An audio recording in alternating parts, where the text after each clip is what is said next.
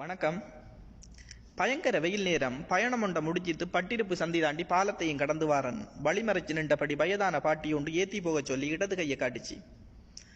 வதைக்கிற வெயிலுக்குள்ள வாகனம் இல்ல போல பாவம் அந்த கிளவி என்று பத்திரமா ஏத்தி வச்சு அடிக்கிற வெயிலுக்குள்ள ஆட்டோவுல போகாம என்னோட வரப்பறையா ஏன் பாட்டி என்று கேட்டேன்.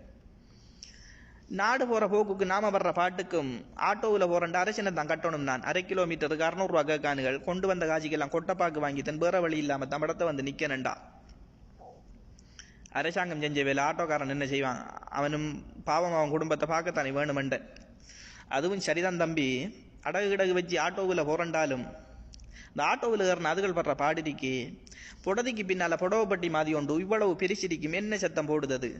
அலுமினிய சட்டிக்குள்ள ஆட்டுக்குட்டி பாய்கிறோட்டு கடகடப்பும் திடுதிடுப்பும் காது வச்சு திரிக்கல. அது இடிக்கிற இடியில இதயம் எல்லாம் நிக்க பார்க்கும். ஒரு நாள் நான் இப்படித்தான் உணர்ச்சி வச்சப்பட்டு பாசமலர் படுத்து பாட்டோண்டு போடுறாம்பி என்றேன். பல்லு போன காலத்துல பாசமலர் கேட்குதா? சத்தம் போட வராட்டி வந்து சந்தியில இறக்கி விட்டுரு வேண்டாம். என்னடா இலவு இது எனக்கு ஒன்றும் விளங்குது இல்லை. நல்ல பாட்டு போட முன்ன நானும் கொஞ்சம் கேட்க நின்றேன். அரிமுத்து போட்ட பாட்டு அப்படித்தான் இருக்குமா? ஆட்டோவுக்குள்ள இருந்த நாடி கொண்டு வரட்டாமண்டான். எனக்கு அடிவகத்தில் இருந்து ஆழமான சிரிப்பொண்டு வெடிச்சு கொண்டு மெல்ல வெளியே வர பார்க்க ஓடிப்போன வண்டியை ஓரமா நிப்பாட்டி அனிருத்தா பாட்டி என்றன். அனிருத்தோ அரிமுத்தோ அப்படித்தான் சொன்னான்டா. இந்த கால பேரெல்லாம் எனக்கு அங்க தெரியுமெண்டா. கொஞ்ச நேரம் நின்று குலுங்கி குலுங்கி சிரிச்ச பின்பு மறுபடியும் எடுத்தன். கிளப்பி மறுபடியும் ஆரம்பிச்சா. 1000 தான் இருந்தாலும் ஆட்டோ தான் ஓட்டினாலும் அடுத்தவண்ட பொருளுக்கு ஆசைப்பட பிள்ளைகள் இப்பத்தைய காலத்திலும் இருக்குடா தம்பி என்றா. அனுபவம் இருக்கு போல அதையும் சொல்லு காண்டன். அதொன்றும் இல்லடா. போன மாசம் எங்கட ஒரு புத்தடி கோயிலுக்கு பூசச்சாமம் வாங்கி வர புறப்பட்டு வலிக்கிட்டு ஆட்டோவில் ஏறி 650 சந்தையில சாமானெல்லாம் வாங்கி சாக்கு பையில கட்டி கச்சிதமா கொண்டு வந்து கடப்படியில் இறக்கித்தன். ஆனா கையில இருந்த மஞ்ச பைய காணாத போட்டமனே. உள்ளுக்குள்ள ஒன்றும் இல்லை. 200 ரூபா தாளும் வீடு வச்ச துண்டுனாலும் உடஞ்சி போன மூக்குத்தியும் 1-2 குத்தி காசும் காது கொஞ்சம் கடிக்குதண்டு கலட்டி வச்ச தோடு 2 மாதர் சங்கத்தால தந்த மஞ்சள் கலர் பேப்பர் ஒன்றும்.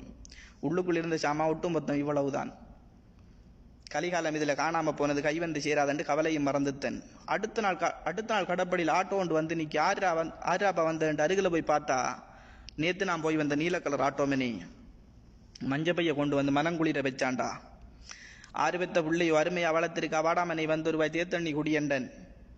கடைசி கால சீதனத்தை காப்பாத்தி கொண்டு வரன் தேத்தண்ணி தரப்போறான். தேவையில்லாத கதையை விட்டு ஓடி போய் கதியா 1 லட்சம் எடுத்து வாண்டான். மதியத்துக்கு கறியாக மண்டையை பிக்கக்குள்ள 1 லட்சம் தர அளவுக்கு உழைப்பில்லடா மனையண்டன்.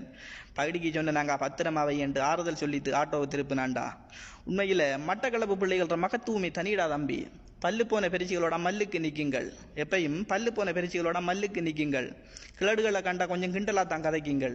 அது கோபமோ தாபமோ கொடியம்மன எண்ணமோ இல்லை. பெருசிகள் மேல் அதுகள் கொண்ட பெருங்காதல் தம்பியண்டா. இந்த ஒற்றை வார்த்தையை என்னோடு ஒப்பிட்டு பார்த்தேன். உண்மைதான்.